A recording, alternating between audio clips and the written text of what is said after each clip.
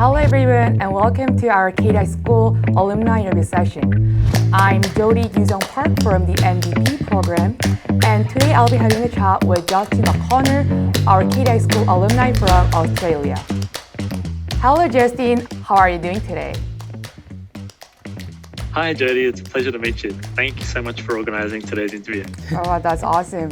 First of all, could you introduce yourself briefly, including what was your major in KDI School and your past and present occupations before and after graduating from KDI School?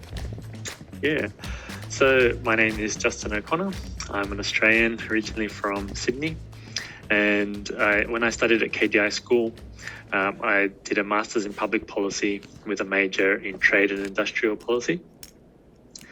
As soon as I finished my Master's degree at KDI School, I went into an internship at Hyundai, where I worked in sort of government relations based on hydrogen energy. Oh, that's cool. And then my next job was with the K-CCUS Association, or K-CCUS Chujindan, where they were promoting carbon capture use and storage technologies. So another form of kind of low emissions technology. And now I'm back in Sydney, and I'm actually working in the New South Wales state government, helping to implement their hydrogen strategy. So that's kind of been my pathway after finishing at KDI School. What made you consider choosing MPP, and especially what appealed to you most about applying to KDI School at that time? Yeah, it's funny actually, because when I was looking at universities to go to, I was definitely knew that I wanted to study public policy.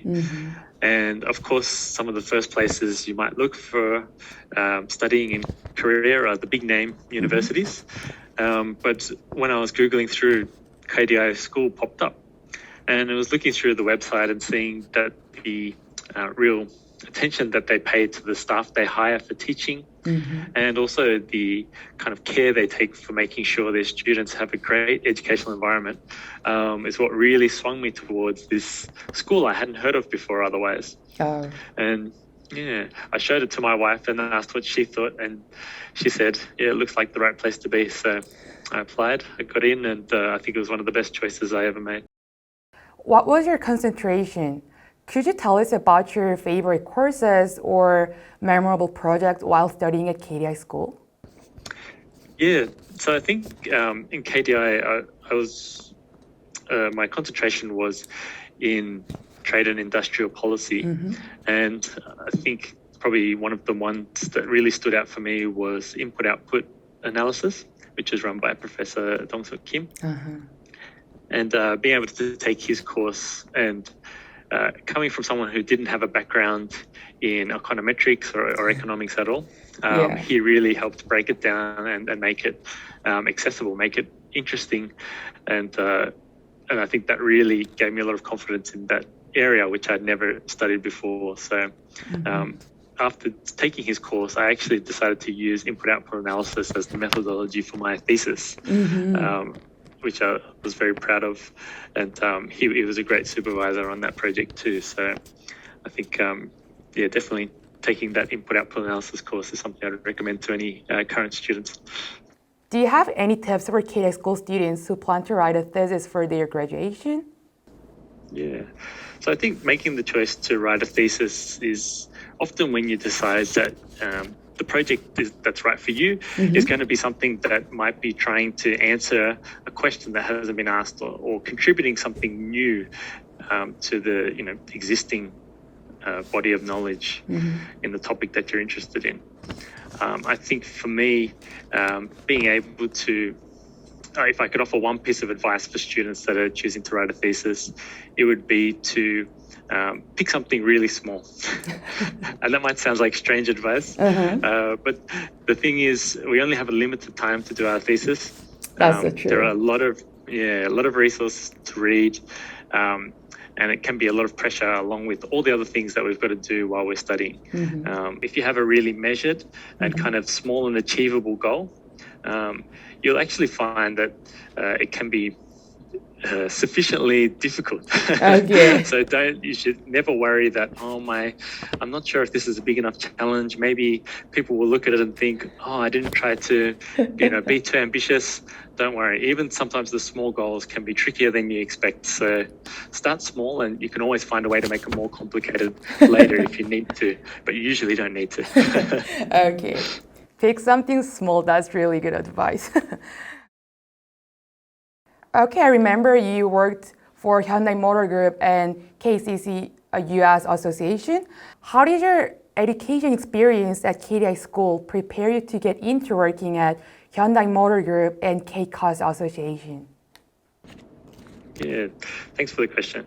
You often needed to research and dig into a whole variety of different topics and be ready to sort of analyze those with a critical viewpoint.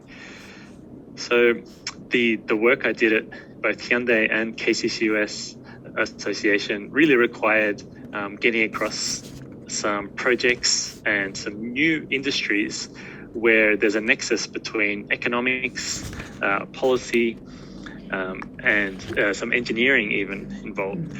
And so sometimes you need to be ready to learn new topics quickly and be able to provide sort of critical analysis or key points up to superiors or other people in your teams. And KDI offers some really challenging but exciting experiences to kind of, do that kind of research, write materials that are going to be very similar to the materials you have to prepare in the workplace. And those things I really found were helpful when I was working at Hyundai and K-CCUS Association as well. Okay, thank you for your tips. Let's move on to your experience in the New South Wales Treasury, the Office of Energy and Climate Change. Could you explain your department and the organization? Yeah, sure. So in New South Wales, it's one of the states of Australia, and it's the largest state. So it's where Sydney's located. It's the largest by population, I should mention, in the economy. And so, like many places around the world, we're trying to decarbonize the economy here.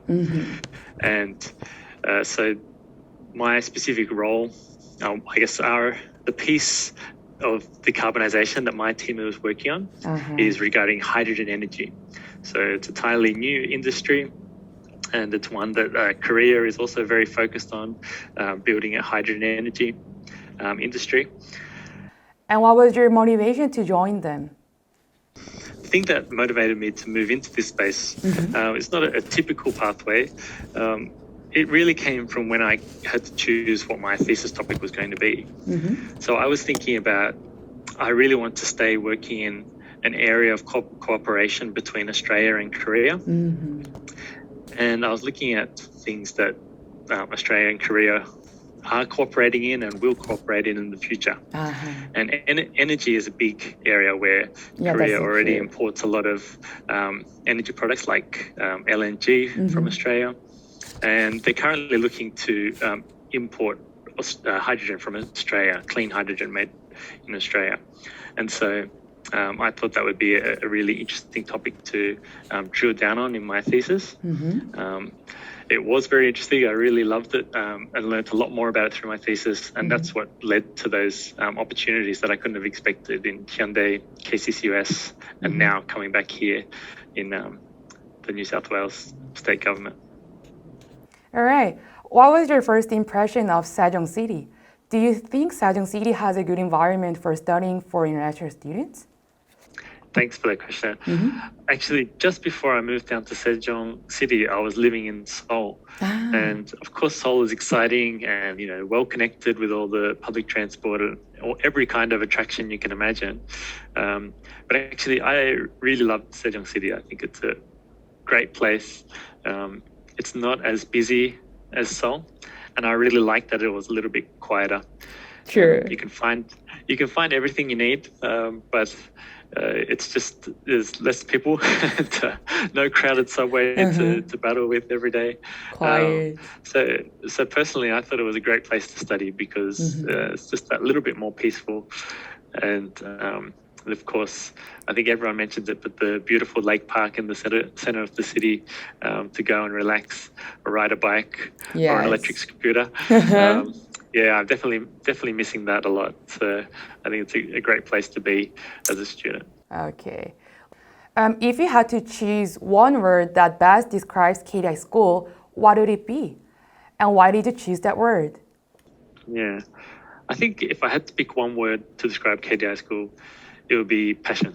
Passion. Because everyone I met there, whether it was the teaching staff or the students, brings a real passion, a desire for learning, a desire to share knowledge, and just a real enthusiasm for being part of a great learning environment and taking what we learn to go and improve, like where we're from or where we are at that time. So it was very inspiring to be amongst a group of people who really feel so passionate about what they were studying and were so keen to really implement what they'd learned in their work. It's a great environment to be in. I think this is the very last question for our interview today. Do you have advice for students who want to follow your path? Or do you have any words for KDI School students or prospective students? Yeah, thanks for that question. I think if I had one piece of advice for students in terms of finding one's path, I think my advice would be to really take charge, to take leadership. And although you're going to KDI School to learn, remember that you've got things to offer as well. So really don't wait to hear what your path will be. Don't wait for anyone to tell you, what your thesis topic or research project topic should be.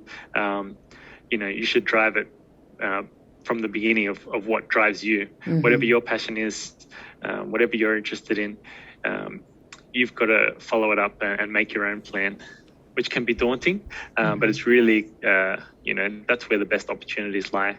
So forge your own path and you'll never look back. Thank you for all your words and time for today's interview session. I think it'll be really helpful for KDIS students and prospective students. Yeah, thanks, Jody. It was a pleasure talking. So next time, let's meet in the lake park. How's that sound? That sounds great. Hope to see you soon. Bye now. See you then. Bye.